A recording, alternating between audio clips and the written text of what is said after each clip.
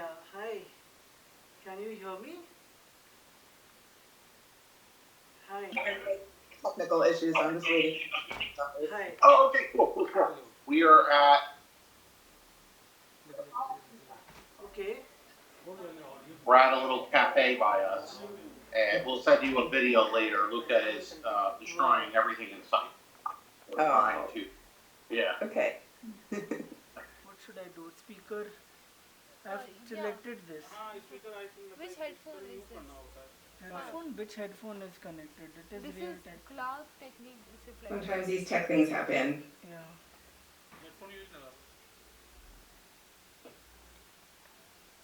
I don't know. Oh, I heard you. yeah. Excellent. Oh, good.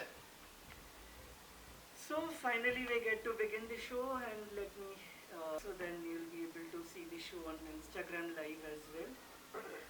Okay. My channel, and you can. I'll collaborate you with my account. So then you'll be also reading by Amanda Crane, and we look forward to an interactive session here with the author present today. And to introduce you a little, otherwise I leave it to the author to introduce herself and take it over from her. Okay, I am a poet and a writer. I am a single mom to two teenage boys. I have a 15-year-old Jasper and a 17-year-old Colton, and they keep me very busy and keep themselves in and out of trouble. But they're a lot of fun. I am an online creative writing professor. I work for a couple of different online universities. I used to teach live for about 10 years, from like 2000 to 2010. And then when my second son was born, I said, okay, well, I want to work, but I just don't want to leave home. So that's what I did. So I found out that you could work online, and that was way before the pandemic. So it was a really great experience, and it's been a great experience ever since. Now here we are in 2026. So I live in New Jersey in the USA, and it's a beautiful day out now. I think it's about poetry. It is also about grief. So whatever questions that you have regarding either one, I'm happy to answer. And I'll talk a little bit about the process of the book, writing it, also the grief process as well, and like how that connects. So I'm going to start with the poem, which is the title poem, The Queen of Joyful Things. Akshay, can you hear me okay? Yes, I can hear you very clearly. All right, great. So the first poem, The Queen of Joyful Things. She said, you, my friend, are the queen of joyful things. I am, I asked. Yes, she said. She shared this years ago when looking around my living room at trays of wild swirls, a crayon box clock, lilac purple candles, a silver dimpled vase. The joyful things are all still here. The king is not. I had forgotten about the hot pink raincoat, the off-white lace bolero, those rainbow glitter heels, and the do not tame bracelet. But I worry now that I have misplaced myself, that I am trapped in the green birdcage I keep on my dresser. The tiny door is left unlocked, yet I am immovable. I worry now I am a lost bird, that my forest has closed and the joy along with it. The only sounds left are widows whispering in the trees. The next poem is called Lucky. Let's just say it, Ed. You're the lucky one. Dying is the answer to all of it. Life is a constant drum occluding the lyrics. When you die, you have flexible hours. You can eat all the bacon you want. You can run red lights. You can float or bilocate. If allowed to choose, I would be you instead, but I have the boys, and I trampoline back to this answer. Yes, I would do this all again, even knowing you would go first. Are you near a window? Can you feel the snow? Have you met your heroes? To the other dead husbands, please befriend my beloved. He's the one with the sweet beard. He's the one with the almond eyes. He's the one with the sleeve tattoo. He's the one that's always glowing. Arrest. I knew that you were gone, but I floated in the in-between, which is not past or future, not present or progressive, not earth or heaven, not alive or dead. It's the 9 3/4 platform. It's a dark and quiet sliver of time. When I started chest compressions, when I started beating your heart, I remember you once told me you could hold your breath for 3 minutes if you really tried, just like a Navy SEAL. And it took exactly 3 minutes, which is 180 seconds, which is 180,000 milliseconds, for the paramedics to burst through the door. I slid into an infinitesimal wormhole into the great void, suspended in that shard of time. Down the cold wall, the white heat spreading through the interior of my body. Then I opened my eyes in your pool of water. At first, it was lovely and blurry, and then it swallowed me whole. So I'll take a little pause and tell you the story of writing this book. So we lost my husband, Ed, on March 4th, 2020, 1 week before we went into lockdown in New Jersey, in the United States for the pandemic. They were completely unrelated events, but you know, the fact that the world was sort of upside down made a lot of sense to me because my world had turned upside down. So we kind of got to be in this bubble, you know, this grief bubble, which we really needed, myself, my sons, my family, to process this completely surprise loss. So I spent a lot of time writing. It was the only thing I could do that really helped me feel okay. Like, you know, I would get up, I would make myself get up, I would make myself have my morning coffee, and then at some point during the day, in between all of the paperwork, because there's a lot of paperwork when someone passes away, and all of the plans and all of the things you have to do, I would take a moment and just retreat to my bedroom and write in my journal. And they were a mess, messy scribbles everywhere, and I just let it be a mess in there for a really long time until I was ready to go back and say, I think I might have something here.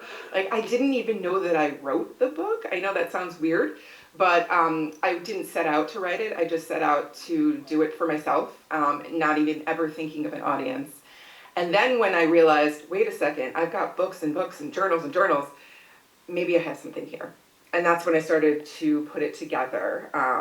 And Well out there for everyone to read. And it's well, really thank you. touching. I'm so glad that you chose me to do that, and I'm really grateful and appreciative of that. So thank you so much, because I wouldn't be here right now if it wasn't for you. Current location, heaven. I like that I know exactly where you are. I think you and my mom hang out and do weird things together. That pair of pigeons crapping on my deck are suspect. Those ridiculous geese that waddle right up to the window. Those proud cardinals swiping all the bird food. I spent so much time in our marriage worried about where you were. I wanted to geotrack you because you were a wild card. Put a chip under your fur, tag your fin. Did your building collapse? Did the car overheat on the highway again? Did you stop for a drink and karaoke? Did the city lock down? Did you pass out from flag football? Are you just on the john? Are you still at work? Are there bus delays, train delays? Did you forget something, babe? Did you forget? I see now you were busy because you only had 40 years to do it. I see now I always worried because my soul somehow knew that. The media you at our house.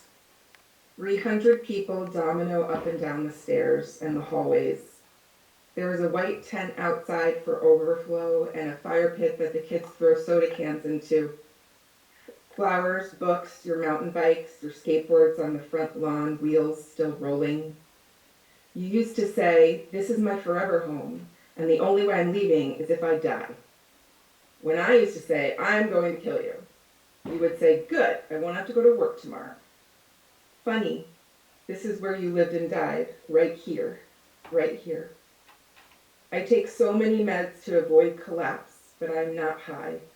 I'm numbed out to the winding line of mourners. But this is not a funeral. This is your final send-off. The boys call it Daddy's party. I call it a Catholic Shiva for a punk atheist. You are echoing in all the alcoves, and death, I can smell your body wash.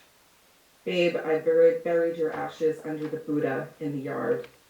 Babe, I burned you like the Viking king you are. Just enough time to get together a funeral or as I did a party, a celebration of life. That's about it.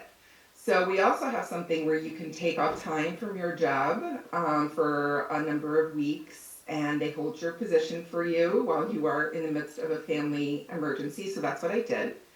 And that helped, that worked out well. So we do have that fallback, but I wish that we were more open about talking about these things, because the not talking about it is where the trauma lives and where the trauma stays. It's not the talking about it.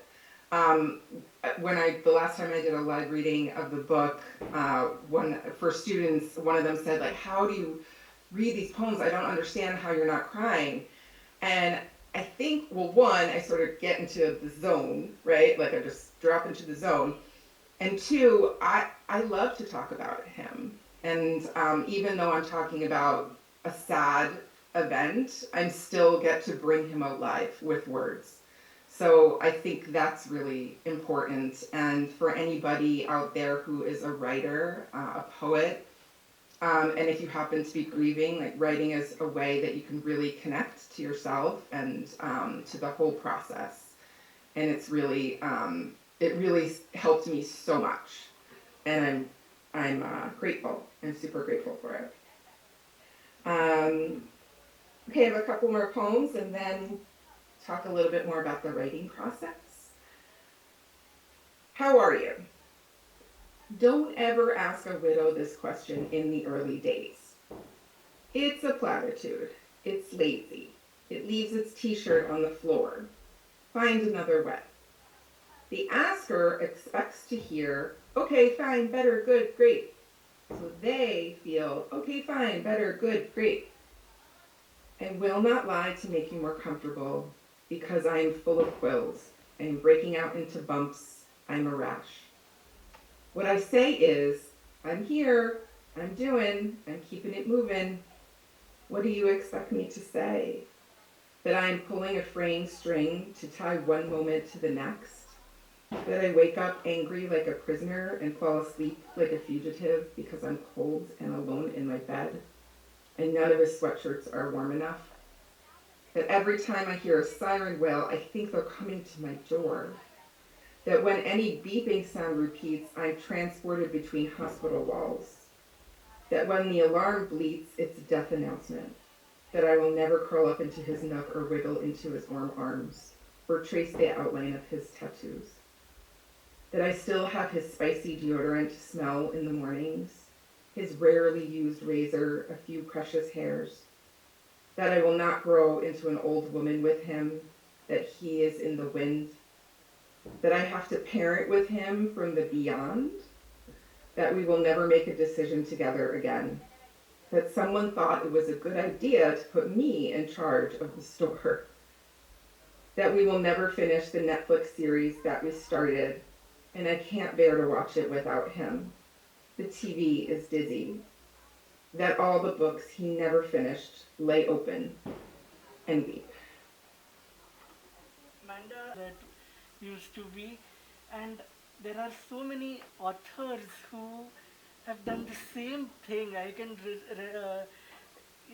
link it with what you're expressing, and it's so interesting that, and you're expressing your grief in your words. You are doing that, and the readers are able to relate with it. Like, I'm listening to you, and I'm able to grasp and feel that grief. Oh, I'm so glad. And Thank you. about the part where you said in America you don't get to grieve that long, you just about get to do the funeral. So in India, firstly, there are people who grieve for an entire year. They don't go out for any happy occasions. They don't follow any Yeah. festivals. They simply refuse in honor of that person. And these days, it's reduced drastically, but there are still 13 days of grief that we follow immediately after the person passes away. That traditional Yeah, well, I wish we had that, that mindset in the United States. You know, we're very like, go, go, go, back to work, 3 days. The big thing that I did, and I think that I always should do from here on out, is never think of the audience at first. You have to think of them once you're ready to make the poem a piece of art. But when it's a big scribble on a page, it has to be authentic, and you can't think about anything but what you need to say. Then, once you figure it out and say, okay, now I'm going to go in and I'm going to put my commas where they need to be, and I'm going to cut this word and I'm going to replace this line, and then you get into the technical and you think about the audience, you think about, will they be able to understand or follow my story? So that's really important too, like in the writing process, that first it's for you, then it's all about the audience. So it's first all about you and then all about the audience. Which I just think is a really helpful way to look at it, because then you don't have that sort of like inner critic in your head. So I have I interrupt here. yes. What challenges did you face whilst writing? Was it, for instance, you heard a lot of writers say procrastination is a big challenge for me. So, what is it Yeah. with you? What was a challenge for you when you were writing? Is there anything, and how did you overcome that?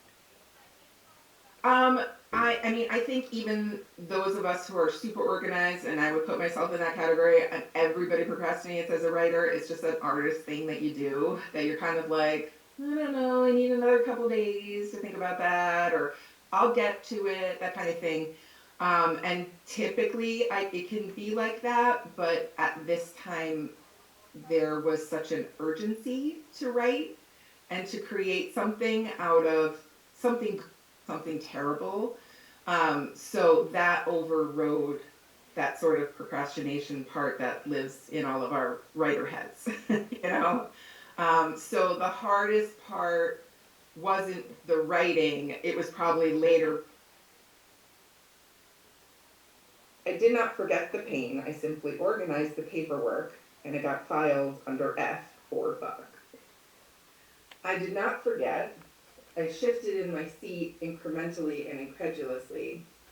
Happy lasted like the thunk of a marble completing a maze, like the quick switch of the car door lock, like the rush of epinephrine to your central line. I earned each of these impossible wedges. I exhaled to the count of one, and then the hand of my old clock dared to click. You mean them, and you have the action behind that. But the publication process was really, really fun, and everybody was so wonderful. We did all the editing, and so we got to go back into like every single word and every comma and every period, which I love doing. I love that like technical work. And then the cover too. The cover was so much fun. I went on Amazon and I bought a crown, like a plastic kind of crown. And then I went to the park and put it on the stump of a tree, right, that tree that I was writing about. And I took some pictures and I sent it to Akshay, and I said, this is sort of what I'm thinking, like a mossy green situation. And he was like, got it. And then they came up with this, which I love my cover so much. So it's like the Queen's crown, like on this sort of like mossy tree stump, just giving like a little bit of joy to a tough situation. So I just want to thank Akshay so much for such a positive experience. Not every writer gets that. but I did definitely, and it was so easy to work with you, and and everything was streamlined, and in a couple of months I had the book in my hands, and it was such a wonderful experience. So thank you for that. I must share that with you. And also, we've been not doing as much promotions, though we have been doing quite a bit. Even so, your book has been doing quite well consistently. I mean, Thank it's you. just in usually the phase of publication, the first few months, the book really sells, then it slows down. But your book has kept that pace steady and going even till today. That's the good Oh, part I'm so about glad. your book. Yeah. Oh, thank you. I'm so glad. And I hope that it is, even though very specific about being a widow, that anybody who's going through any kind of grief can relate to it, and can and understand, or someone who's going through that, it might help them grieve. And do you have any questions, or I'll I'll can just your check audience the ask them? Instagram live if there are any live questions from others who are viewing you on Instagram, and I'll ask. There are a few people here in the audience if they Sure. want to know ask you anything. Okay. Just give me a minute. Yes, of course, of course. Chin, for which the Instagram would be working, otherwise it's gone off. So yeah, that's why you don't have Okay, no any worries. questions. Yeah. Mm, And I asked the people over here, they are also, apart from what you've already read and said, it's, we are most welcome to say that, and then we conclude the show. Okay, that sounds good. I think just the most important thing is for anybody who is listening and watching, if you are an artist, no matter what that is, if you're a musician, an actor, a writer, a dancer, anything, that you want to keep your art in front of you. Like, don't push it to the side or to the back. Try and keep it in front in your life as much as possible. It's not always possible to make it your career, but that's okay. That doesn't matter. I mean, those who can do that are so lucky. But those of us who can do that, in addition to, the full-time jobs that we have, that's also great. And I think that not letting that little voice inside you say, this isn't good enough, or I don't know if I should send this out for publication, or I don't know if I want anyone to read this. Like, you want to try and silence that voice as much as you can, so that you are able to share your work with others and let it live beyond the page. So just try and keep your art as close to you as possible. I think that's the most important thing that I could say. And use writing to cope with whatever you need to cope with, because it's going to help you, and then it's going to help others as well. It's a very valid point because I have seen people being hesitant to publish their work and they've held on to their work for about years. I mean, I have come across one writer who has still not been able to publish his work. It's been 25 years. He's been Oh, editing and upgrading and polishing, but he just could not cross the barrier to get it out there. So that's in yeah, itself a big achievement, I must say. It isn't an easy task for people to share their it is. lives out there with a whole lot of people. And it, it is something which I would say applaud you for doing that. And I applaud all my writers for being able to do that. As I have Well, seen, thank you. yeah.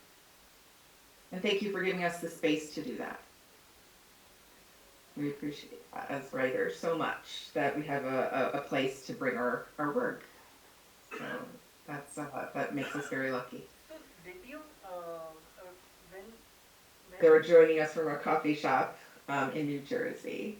oh So, but I'm not sure that they can come off of the mic because it might be noisy in the restaurant. I think I can see that they don't want to put in anything as of now since I'm assuming that. Let me check the chat box if they've asked me. They Yeah, no worries. have. No worries. They know the book, they inside and out. Yeah. They lived it. Yeah. So we do have a couple of things that I'd like to share. Firstly, once a year there is a poetry exhibition that happens in New York. I don't know whether you're familiar.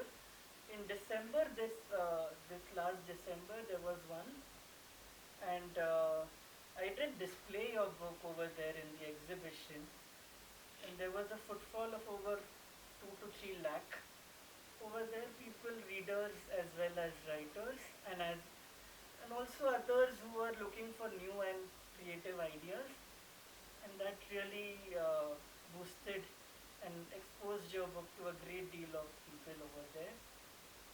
Oh, great. Well, if is it every December? Do you do it every December? It happens every December, yes. Well, I could come because I'm just in New Jersey, so I'm 20 minutes from the city, so I can come into New York City. I think it's called the Poetry Foundation. I'll have to check that and I'll get back to you. Yeah. Yeah, And then, I can really do that. That would be fun. yeah. So Yeah. with that, I think we are, we can call it a day and conclude the Okay, show. So thank you so much for having me and for letting me share my work. I appreciate it. I'd like to conclude the show by first thanking our venue partners, that is the Rasa, the stage here in Mumbai. And then I'd like to thank all others who are present here and our media partners who I'll name them. The owner of the media partner is Jeet, and also everybody who has been here in the show through Instagram or otherwise listening to us, and everybody else who will read the book after listening to this video and sparing Oh, their time to listen to this video that we just recorded, and we'll be posting this online for those who missed the show so that it goes out there. okay, that sounds great. Well, thank you so much, and thank you to anybody who does decide to buy it and read it. I really appreciate it. Thank you. Thank you. All right, Amanda, it was a pleasure talking to you, and I'll stay in See touch. you. Okay, take care. Bye, everybody.